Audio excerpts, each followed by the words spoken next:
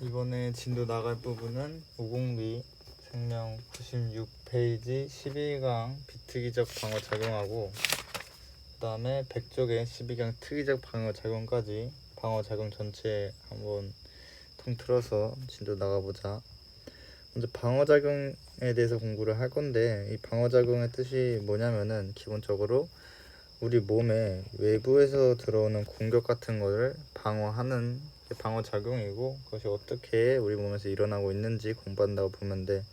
일단 그러려면은 우리 몸을 공격하는 그 주체들부터 알아야 되겠지. 그것들을 우리는 병원체라고 불러. 병원체는 간단히 말해서 외부에서 우리 몸을 공격하는 그런 이물질들을 통틀어서 병원체라고 하고, 그런 것들이 우리 몸에 이런 질병을 일으키는데, 이런 질병들 중에는 방금 말한 병원체가 관여하는 게 있지만 병원체가 관여하지 않는 것도 있어. 병원체가 관여하지 않는 거를 우리는 비감염성 질병이라 하고, 병원체가 관여하는 거는 우리가 감염성 질병이라고 얘기를 해. 어떠한 병원체가 없기 때문에, 즉 외부에서 우리 몸으로 침투해오는 그런 주체가 없기 때문에 이 비감염성 질병은 전염되지 않는다는 특징을 갖고 있고, 병원체가 존재하는 감염성 질병은 전염이 된다는 특징을 갖고 있고, 이 두 개 많이 비교해서 문제로 물어보니까 기억해두고, 그래서 비감염성 질병에는 어떤 것들이 있느냐 하면은 고혈압이나 고지혈증과 같은 대사성 질환이나 혈우병과 같은 유전병 등이 여기에 속해. 우리가 고혈압이 전염이 되지는 않잖아. 내 주변에 고혈압 걸린 사람이 있다 해도 나 또한 그것 때문에 고혈압에 걸리진 않으니까, 그래서 전염이 되지 않는다. 감염성 질병은 전염이 되고, 예시는 밑에 나와 있는 모든 질환들이 다 감염성 질병의 예시야. 그러면은 이러한 병원체에는 어떤 종류들이 있냐라는 건데, 이 밑에 나와 있는 게 다 그 종류에 대한 이야기고, 1번 곰팡이부터 볼 건데, 우공비 책에 나와 있는 거랑 약간 순서가 다른데, 여기 지금 설명하는 순서는 어떤 그 병원체의 크기가 큰 순서부터 그리고 작은 순서까지 크기에 맞춰서 외우기 쉽게 정리한 거니까, 한번 보면은 우리가 곰팡이는 다른 말로 균류라고 이야기하고, 여기서 살짝 헷갈릴 수가 있는 게, 균류라고 하지만 이거는 세균과는 완전히 다른 그러한 생물이다, 그렇게 보면 되고, 곰팡이는 일단 기본적으로 다세포이며 진핵세포야. 어떤 생명체를 분류할 때 하나의 세포로 이루어져 있느냐 또는 여러 가지 세포로 이루어져 있느냐를 봤을 때, 곰팡이는 여러 가지 세포로 이루어져 있으며 진핵생물이라는 거지.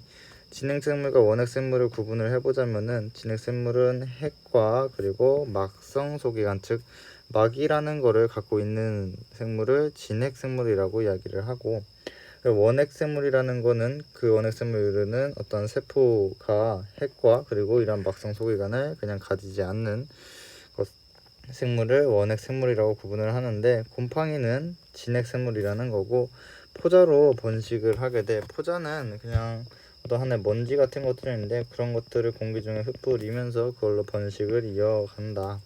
그러면 이런 곰팡이가 병원체로서 우리 몸에 침입했을 때 치료는 어떻게 하냐 보면은 항진균제로 치료할 수 있다. 대표적인 예시로 발에 생기는 무좀도 곰팡이에 의한 거고, 만성 폐질환 같은 것들이 곰팡이에 의한 질병이다. 그래서 보통 무좀 갖고 곰팡이 예시 많이 드니까 기억해두고, 그 다음에 원생생물인데, 원생생물은 똑같이 진핵생물이기는 한데 얘는 조금 단세포 생물이야. 그렇기 때문에 곰팡이보다 당연히 크기가 작겠지. 원생생물의 특징은 매개곤충, 그러니까 뭐 파리나 모기 같은 그러한 곤충에 의해서 또는 어떤 사람들이나 동물들이 오는 음식물을 통해서 감염된다는 특징이 있어. 대표적인 예시로는 말라리아나 수면병, 그 다음에 아메바성 이질이 있고, 말라리아는 누구에 의해서? 모기라는 매개 곤충, 그리고 수면병은 우리가 파리라는 매개 곤충에 의해서 전염된다. 그래서 말라리아나 수면병 대표적인 예시로 들고, 그 다음에는 세균. 세균은 원생생물과 같이 단세포이지만 얘는 또 원핵생물이야. 그거 기억해주고, 이 세균의 특징으로는 하나의 어떤 개체가 있으면은 그 개체가 두 개로 나누어지는 그런 분열법으로 번식한다는 거 하고, 효소가 있어 스스로 물질 대사가 가능하다는 특징이 있어. 생명체라고 하면은 기본적으로 모두 효소를 갖고 있기 때문에 스스로 물질대사가 가능한데, 이 세균에서 이거를 강조하는 이유는 이거를 이따가 나중에 바이러스랑 비교를 많이 하는데, 바이러스 같은 경우는 자기 스스로 효소를 갖고 있지 않아서 스스로 물질대사가 가능하지 않잖아. 그래서 그걸 가지고 문제에서 선지로 많이 보니까 바이러스랑 세균의 차이점으로 기억을 해두자. 그래서 세균의 종류로는 그 모양에 따라서 구분을 하는데, 동그랗게 생긴 구균, 어떤 막대처럼 생긴 강균, 이렇게 그림은 좀 이상하지만 나선 모양으로 생긴 나선균 등으로 구분이 가능하고, 아까 곰팡이 같은 경우에는 곰팡이는 우리가 항진균제로 치료한다고 했는데, 이 세균 같은 경우는 항생제로 치료 가능하다는 점. 그 다음에 세균에 의한 질병으로는 패스트, 그리고 콜레라, 결핵, 파상풍, 탄저병 같은 것들이 세균에 의한 질병이다. 그래서 탄저병 같은 경우는 보통 테러에 많이 사용된다고 이야기 좀 들어봤을 법하고, 파상풍은 우리가 좀 녹슨 어떠한 쇠에 베었을 때 걸린다. 그리고 결핵은 학교에서 종종 결핵 검사한다고 엑스레이 찍어주는데, 거기에 의한 결핵도 결핵균이라는 세균에 의한 질병이다 라는 거 종류 암기해두고, 그 다음 나오는 병원체는 바이러스. 바이러스는 아까 말했던 앞에 것들과 다르게 생물이라 보기도 어렵고 그렇다고 비생물이라 보기도 어려운 그 중간에 어딘가에 존재하는 녀석이잖아. 그래서 앞에서 바이러스 생물적 특징과 비생물적 특징 공부했을 텐데, 여기서도 종종 다루어지니까 다시 한번 보면은, 일단 바이러스의 생물적 특징으로는 첫 번째, 유전 물질을 가지고 있다. 그래서 바이러스 또한 RNA나 DNA를 가지고 있다라는 점. 숙주 내에서는 스스로는 하지 못하지만 숙주 내에서는 물질대사와 증식이 가능하고, 이때 숙주의 물질을 사용해서 하기 때문에 스스로는 하지 못하는 걸 숙주 내에서 할 수 있는 거지. 그 다음에 어떠한 번식이 그리고 증식이 일어나는 과정에서 돌연변이가 발생한다는 건데, 우리가 코로나를 봤을 때 코로나에서 뭐 델타나 오미크론 같은 게 많이 만들어졌다고 뉴스 같은 데서 말했잖아. 그것도 다 코로나로 시작된 여러 가지 돌연변이의 예시이다 라고 보면 되고, 비생물적 특징으로는 뭐가 있지? 어떠한 세포가 기본적으로 갖고 있는 세포막이라든지 여러 세포 소기관들과 같은 것들을 완전히 가지고 있지 않기 때문에 우리는 이거를 세포 구조를 가지지 않는다 라고 이야기하고, 그냥 단순하게 핵산이 있고 그거를 둘러싸고 있는 단백질 껍질만이 존재한다. 그 다음에 효소를 갖고 있기 때문에 스스로 물질대를 할 수 없다. 이게 반대되는 게, 우리가 세균은 스스로 물질대사를 할 수 있다고 비교했었지. 바이러스의 종류로는 핵산, 즉 유전물질로 RNA를 가지고 있느냐, DNA를 가지고 있느냐에 따라서 구분하기도 하고, 숙주를 누구로 삼느냐에 따라서 동물 바이러스, 식물 바이러스, 세균 바이러스로도 구분하기도 하고, 아까 곰팡이는 뭐로? 항진균제로, 세균은 항생제로 치료를 하는데, 바이러스 같은 경우에는 뭐로? 항바이러스제로 치료한다. 그리고 세 가지 기억해두면 될 것 같아. 그 다음에 아까 사실 세균에 의한 여러 가지 질병들과 바이러스에 의한 여러 가지 질병들 구분해야 되는데, 그냥 이렇게 바이러스에 의한 질병들 하나의 문장으로 외우면은 세균 굳이 안 해도 되겠지. 그래서 독감에 걸린 홍수천이라고 해서 독감, 감기, 에이즈, 그 다음에 홍역, 소아마비, 천연두가 나오면은, 얘네들의 병원체가 누구다? 바로 바이러스다 라는 거는 알 수 있어야 돼. 그 다음에 지금 나온 병원체 중에 가장 작은 바로 변형 프라이온인데, 바이러스는 그래도 생물과 비생물의 중간이라도 됐지, 얘는 그냥 하나의 단백질 입자일 뿐이야. 그러면은 단백질 입자가 어떻게 질병을 일으키느냐 물어보게 되면은, 우리의 뇌에는 우리가 그냥 프라이온이라는 단백질이 존재해.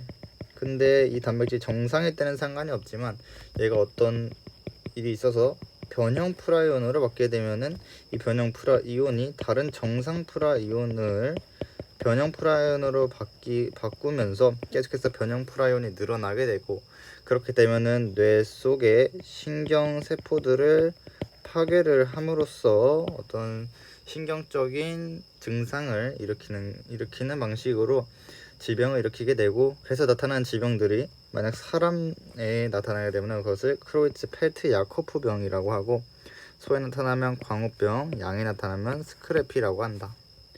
그래서 이렇게 크기에 따라서 한번 구분해봤고, 각 병원체의 특징 같은 거, 그리고 어떤 그런 병원체에서 어떤 종류의 어떤 질병들이 나타나는지 그 정도 기억해두면 될 것 같아. 그러면은 이러한 병원체에 대해서 우리 몸은 어떻게 방어하고 있느냐에 대해 살펴보는 건데, 그래서 말 그대로 맨 처음에 말했던 방어작용이라고 하는 거는 병원체 침입을 막거나 이미 침입한 병원체를 제거하는 방식으로 우리 몸을 지키는 것이다. 그래서 그러한 방어작용을 나누어 보니까 비특이적 방어작용과 특이적 방어작용으로 나눌 수 있다는 건데, 비특이적 방어작용의 어떤 종류로는 외부 방어와 내부 방어가 있고, 특이적 방어작용에는 세포성 면역과 체액성 면역이 있어. 그래서 비특이적 방어작용과 특이적 방어작용을 비교해보자면,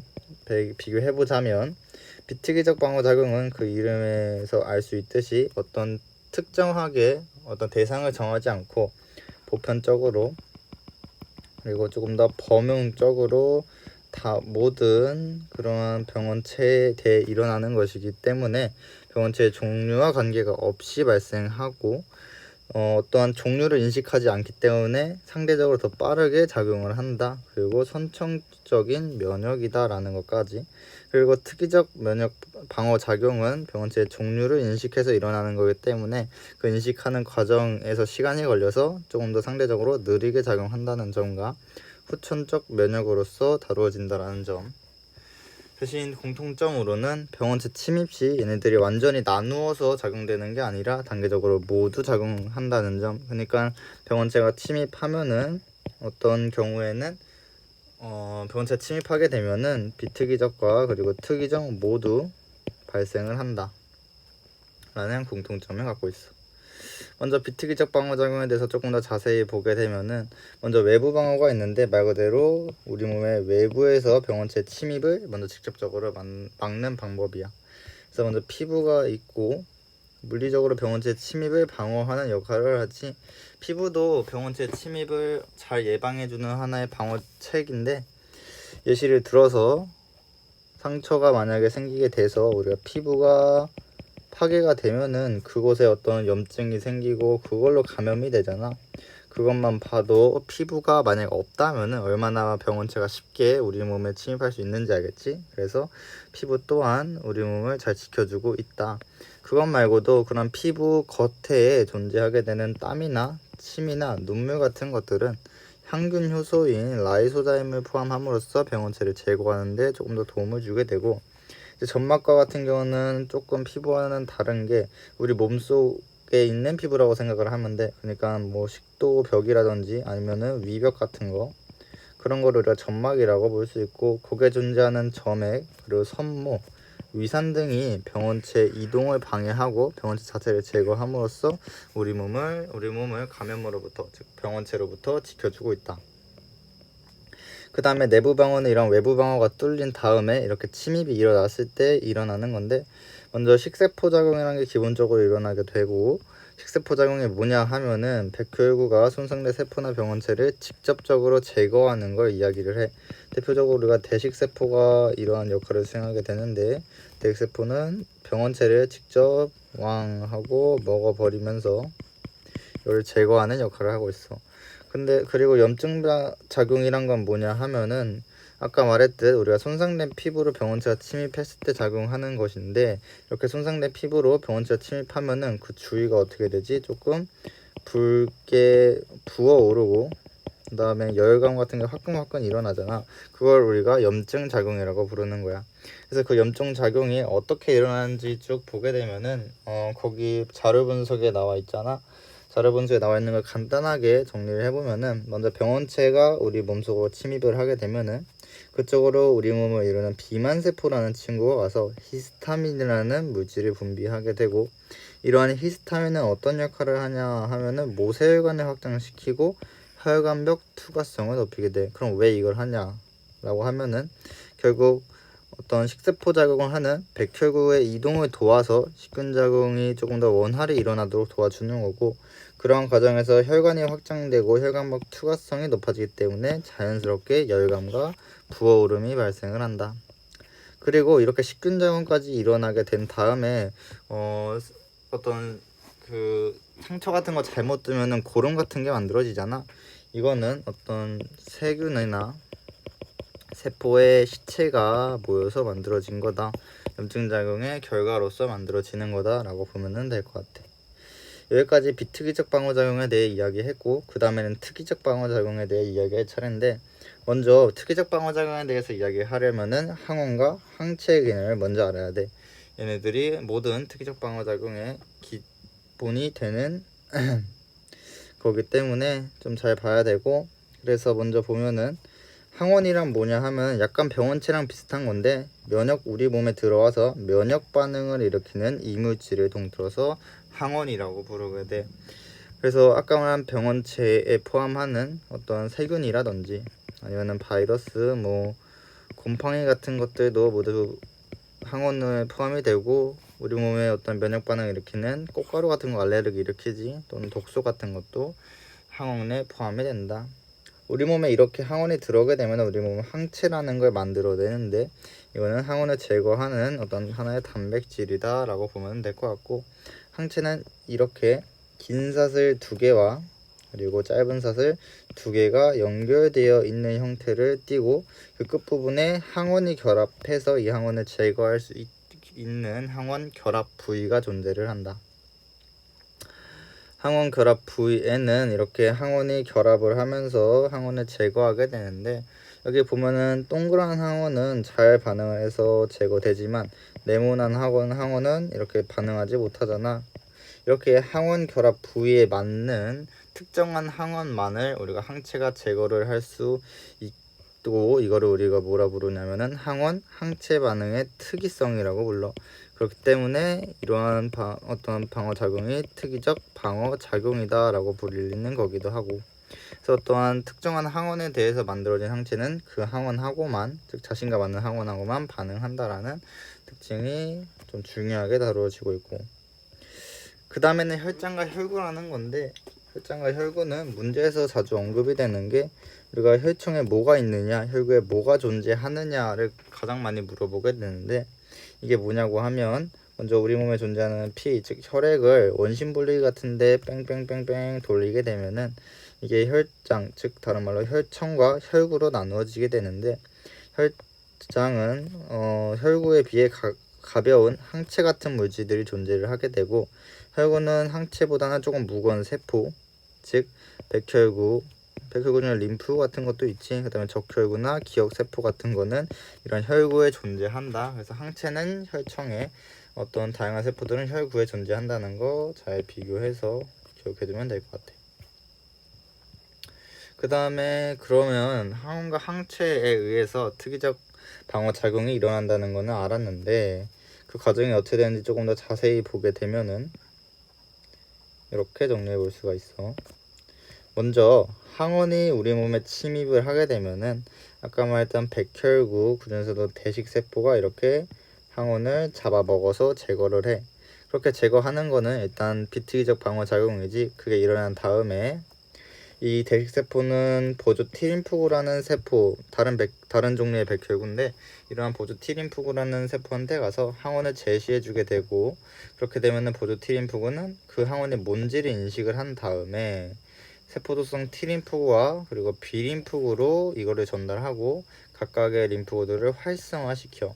이렇게 활성화된 세포도성 T림프구는 감염된 세포를 직접 제거하는 역할을 맡게 되고, 활성화된 B림프구는 형질세포와 그리고 기억세포로 분열되고 증식하게 되는데, 이때 이 형질세포는 아까 말했던 그 항체를 만들어내면서 그 아까 인식했던 항원을 특이적으로 제거하는 역할을 하고, 기억세포는 어떤 역할을 하냐, 일단은 처음에 침입했을 때는 기억세포는 그냥 이렇게 만들어진 채로 있는데, 만약에 항원이 그 이후에 다시 재침입하게 된다면은 B림프구가 아니라 기억세포가 먼저 빠르게 기억세포와 형질세포로 그리고 증식함으로써 1차 즉 첫 번째 침입 때보다는 훨씬 더 많은 양의 항체를 더 빠르게 만들어내게 되는, 그래서 처음으로 항원이 들어올 때는 비림프구가 어떤 이런 분열하는 역할을 맡는데, 그 이후에 침입할 때는 기억세포가 만들어져 있어서 이 항원이 뭔지를 기억을 하고 그 다음에 이렇게 분열하는 역할을 맡고 있다. 그래서 이따 또 이야기를 할 건데, 이렇게 비림프구가 역할을 맡아서 수행하는 거를 우리가 1차 면역 반응, 기억세포가 항원에 재침입 때 분열 증식하면서 항체를 만들어내는 거를 2차 면역 반응이다 라고 부르게 돼. 그렇게 해서 다시 크게 정리를 해보자면은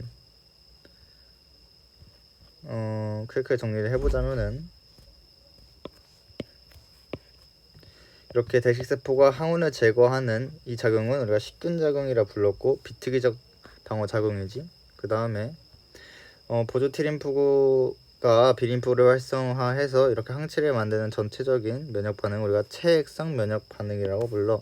왜 체액성 면역 반응이냐면은 이 항체는 어디에 존재하냐, 바로 혈액에 존재하기 때문에 혈액도 하나의 체액이지. 그래서 체액에서 면역 반응이 일어난다 해서 체액성 면역이라고 부르고, 얘도 특이적 방어작용의 한 종류가 되고, 그 다음에 보조티림프가 세포독성 티림프구를 활성화시켜서 직접적으로 감염된 세포를 제거하는 거는 세포를 제거하기 때문에 그거를 세포성 면역이라고 부르게 된다. 이것도 특이적 방어작용의 하나의 종류라고 보면 될 것 같아. 이렇게 해서 전체적으로 방어작용이 일어나게 되고, 아까 설명했던 1차 면역 반응과 2차 면역 반응 또한 잘 비교를 해서 기억을 해둬야 되는데, 차이점을 보게 되면은 설명했듯이 1차 면역 반응이기 때문에 항원이 첫 번째로 침입했을 때, 2차 면역 반응은 항원이 다시 침입했을 때, 즉 2차로 오든 3차로 오든 4차로 오든 항원이 처음 침입한 것이 아니라 다시금 침입했을 때 2차 면역 반응이 일어나게 되고, 1차 면역 반응은 어떠한 그런 항원이 뭔지를 처음으로 파악을 하는 그런 단계가 필요하기 때문에 항체 생성이 조금 느리게 일어나고, 게다가 조금 적은 양의 항체가 만들어지는 반면에 2차 면역 반응은 바로 기억세포가 빠르게 반응을 하기 때문에 조금 빠르게 항체가 생성되고 또 많은 양이 만들어진다라는 점. 그리고 비림프구가 기억세포와 형제세포로 나눠지는 것은 어디서? 1차 면역 반응에서. 2차 면역 반응은 기억세포가 기억세포와 형제세포로 나누어지는 그의 2차 면역 반응에서 일어난다. 문제로 또 물어보는 게 형제세포가 기억세포로 분화한다 라는 표현을 쓰는 경우가 있는데, 이 두 가지 어떤 경우에도 형제세포가 기억세포가 되는 경우는 없지. 그렇기 때문에 이러한 선지는 바로 틀린 선지다, 비교해주는 게 좋아. 또 이런 그래프를 많이 주게 되는데, 시간을 x축으로 두고 항체 농도를 y축으로 뒀을 때를 많이 물어보곤 하는데, 그래서 만약에 항원 x가 이 시기에 1차적으로 침입을 했다고 하면은 아까 말했듯이 보조티림프가 어디 세포독성 티림프구도 비림프구도 모두 활성화하고 그런 시간이 조금 소요되기 때문에 좀 느리게 항체가 만들어지고 전체적으로 양도 조금 적게 만들어지게 돼요.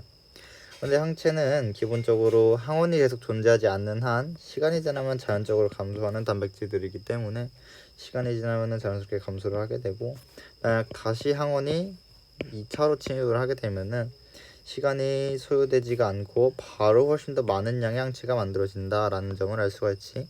그래서 X라는 항원에 대한 1차 면역 반응과 2차 면역 반응이 차례로 일어나는 거고, 항원 Y가 침입했을 때는 항원 Y에 대한 Y 항체는 X에 대한 항체랑 완전 다른 거기 때문에 항원 X의 침입과 관계없이 Y 항체는 따로 만들어지게 돼서 똑같이 항원 X의 1차 침입 때와 똑같이 일정한 시간이 소요되고 그 다음에 항체가 좀 조금 적은 양으로 만들어지게 된다 라는 거 구분을 해둬야 돼.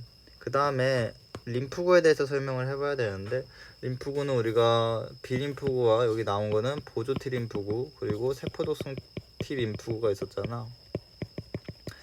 그러한 림프구들의 차이점을 종종 물어보곤 하는데, 비림프구는 골수에서 만들어지고 성숙까지 거기서 하지만 T림프구는 골수에서 만들어지긴 하지만 성숙하는 데가 골수가 아니라 가슴샘에서 성숙된다 라는 차이점을 가지고 있고, 이걸 문제로 많이 물어보기 때문에 한번 기억해 두는 게 좋을 거야.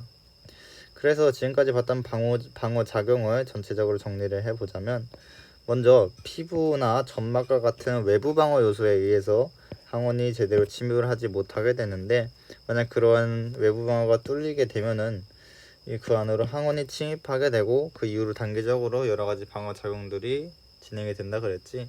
그래서 염증 작용이 일어나 이런 비만 세포가 히스타민을 분비를 해서 부어오르고 열감이 느껴지는 염증 작용이 일어나기도 한다고 했었고, 기본적으로 첫 번째로 반응하는 거는 대식세포라는 백혈구가 어떤 항원을 직접적으로 먹어서 제거하는 반응이 일어난 다음에 대식세포가 누구지? 보조 T림프구한테 항원을 제시해주고 인식하는 작용이 일어나고, 이 보조 T림프구가 각각 세포독성 T림프구, B림프구를 활성화시켜서 세포독성 T림프구는 이런 감염된 세포들을 직접적으로 제거하고, B림프구는 성질 세포와 그 다음에 기억 세포로 나누어져서 이런 항체들을 결국 만들어내서 항원들을 제거하는 역할을 하게 된다. 이렇게 전체적으로 하나의 흐름으로 정리해두면 조금 더 이해하기 쉬울 거야.